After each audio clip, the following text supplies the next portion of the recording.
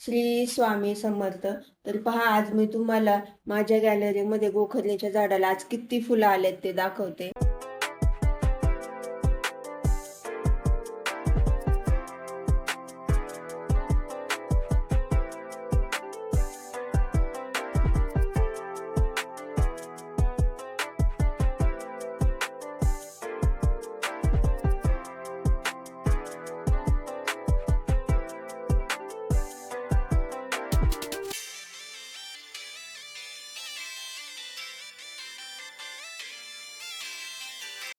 तर पहा, तुम्ही म्हणता की रोज रोजच काय गोखरलीच्या झाडाची फुलं दाखवते.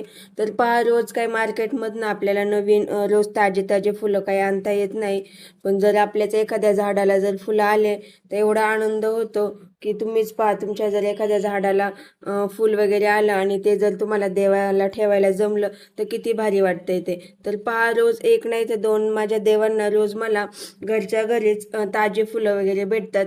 त्याच्यामुळं रोज मला तो वेगळाच एक आनंद होतो आणि तो आनंद मी तुमच्यासोबत शेअर करते. तर पहा, आज काही दिवसभर एवढी कामं नाही आहेत, तर थोडीफारच कामं आहेत. तर आजचा दिवस पण रोजच्याप्रमाणे निवांतच आहे. रोज काही मला जास्त कामं वगैरे नसतात. आपली घरातली आहेत थोडीफार कामं, कपडे भांडे स्वयंपाक तेवढंच आहे. आणि मग ती कामं झाली की मग दुपारी निवांतच असते. काही काम वगैरे नसतं. संध्याकाळी मग 5च्या नंतर मग आपला चहा पाणी आणि नंतर मग स्वयंपाकाची वगैरे तयारी तर करावीच लागते. पण तसं पाहिलं तर मला जास्त काम नाही आहे. घरातलेच थोडेफार कामं आहेत, तर तशी मी निवांतच असते. तर पहा, आज मस्त सोयाबीनची भाजी बनवली होती. सुकीच भाजी बनवली सोयाबीनची. माझ्या पिल्लूला सोयाबीनची भाजी खूप आवडते. तर पहा, तुम्ही म्हणता सकाळी वेगळे कपडे होते, आता साडी वगैरे घातली आहे. तर मी पुन्हा एकदा स्वामींच्या मठात चालली आहे.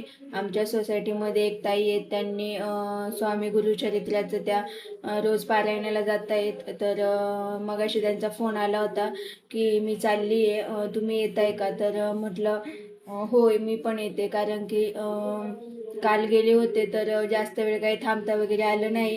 तर म्हटलं आता योग आलाय, त्यांनी स्वतःहून फोन केला आणि जसं काही स्वामीच आपल्याला बोलवत आहेत असं मनातून फिलिंग आलं. आणि म्हटलं चला, योग आलाय तर पुन्हा एकदा स्वामींच्या दर्शनाला जाऊ आणि थोडीफार जी काही स्वामींची नित्यसेवा माझ्याकडनं होईल ती करण्याचा मी प्रयत्न करीन. तर जाते मी स्वामींच्या मठात. जी काही थोडीफार नित्यसेवा आहे ती करते आणि तिथे गेल्यावरती थोडंसं शूट वगैरे करेन आणि ते तुम्हाला माझ्या उद्याच्या ब्लॉगमध्ये पाहायला भेटेल. श्री स्वामी समर्थ महाराज. श्री स्वामी समर्थ. जय जय स्वामी समर्थ. श्री स्वामी समर्थ. जय जय स्वामी समर्थ. श्री स्वामी समर्थ. जय जय स्वामी समर्थ. श्री स्वामी समर्थ. जय जय स्वामी समर्थ. महाराज. श्री स्वामी समर्थ. जय जय स्वामी समर्थ.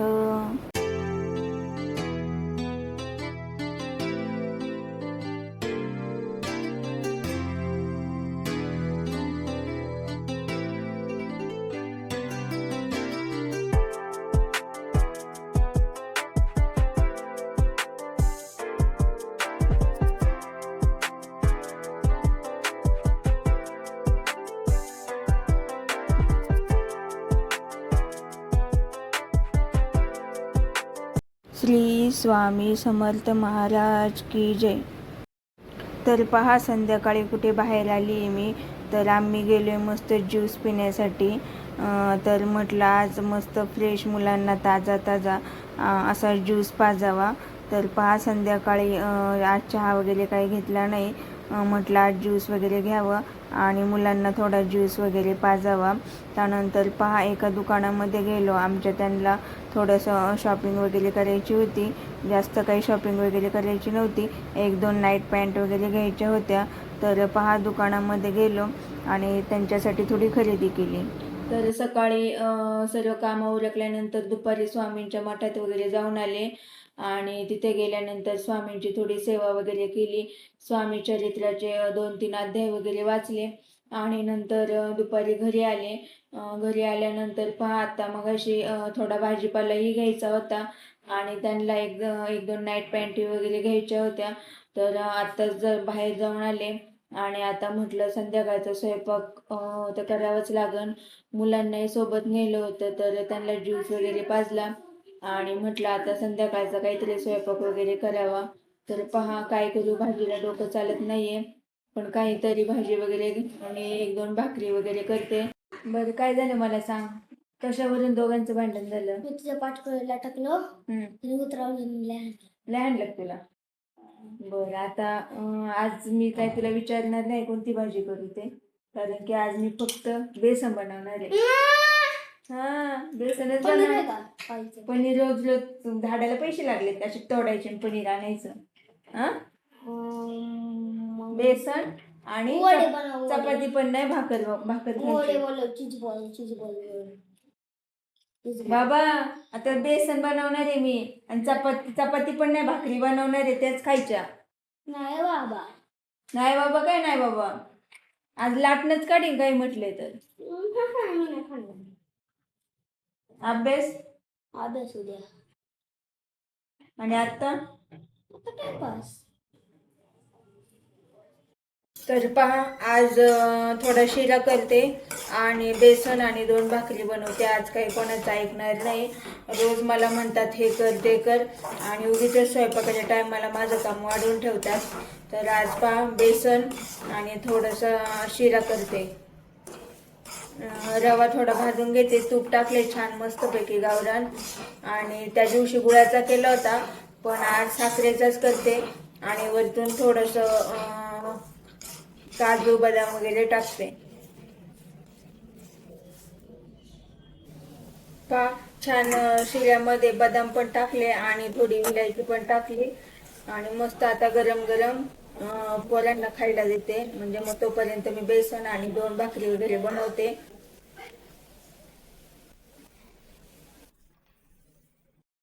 तर पहा केवढी मोठी भाकर आहे माझी. तर किती बारीक भाकर करायची म्हटलं तरीही ती मला काही जमत नाही. पहिल्यापासूनच मोठी भाकर करायची सवय लागली आहे, त्याच्यामुळे छोटी भाकर करायची म्हटली तरीही तो हातामध्ये पिठाच्या गोळ्याचा जो साईज बसलेली आहे तीच येते आणि भाकर ही मोठीच होते. तर पहा पूर्ण तवा भरून माझ्या भाकरी असतात. मस्त एक दोन भाकरी वगैरे केल्या आणि आता म्हटलं छान गरम गरम असं बेसन करावं. हे भाकर केली आणि आता पटकन म्हटलं गरम गरम बेसन टाकावा. तर भाकर केली पण किती गॅसवरती सांडते ते. भाकर करताना माझ्याकडनं पीठ गॅसवरती सांडते. तर आता काय करायचं, स्वयंपाक झाला की पूर्ण मग पुन्हा गॅस चकाचक पुसून घेते. म्हणजे सकाळी स्वयंपाकाला गॅस कसा छान रेडी तयार होतो चकाचक असल्यावरती. बेसनात हिरवी मिरची आणि लसूण बारीक केले मी.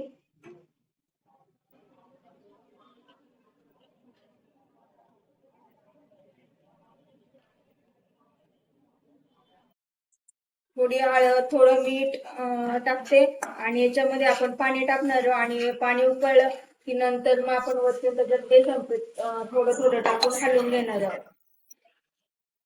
तर पहा जरा आज वेगळ्याच पद्धतीने बेसन करते. रोज तव्यात करून करून कंटाळा आला होता ते बेसन, म्हटलं जरा आज वेगळ्या पद्धतीने करावा. थोडी कोथिंबीर आता टाकू आणि थोडी नंतर मग बेसन शिजलं ना की वरतून टाकू. बेसन पीठ पहा थोडं थोडं टाकायचंय आणि पटपट हलवून घ्यायचंय, नाही तर मग त्याच्या गिठळ्या तयार होतात. गॅस थोडा बारीकच ठेवते आणि पटपट हलवते म्हणजे त्याच्या गिठळ्या नाही होणार. बेसन पीठ मी थोडं थोडं हळूहळू करून टाकलं आणि गिठुळ्या होऊ नये म्हणून पटकन ते हलवलं. तर बेसन थोडे शिजत आले, पण आता मी या बेसनाला वरतून आहे ना लाल तिखट आणि जिरी ना त्याची थोडीशी तडका करून वरतून टाकणार आहे.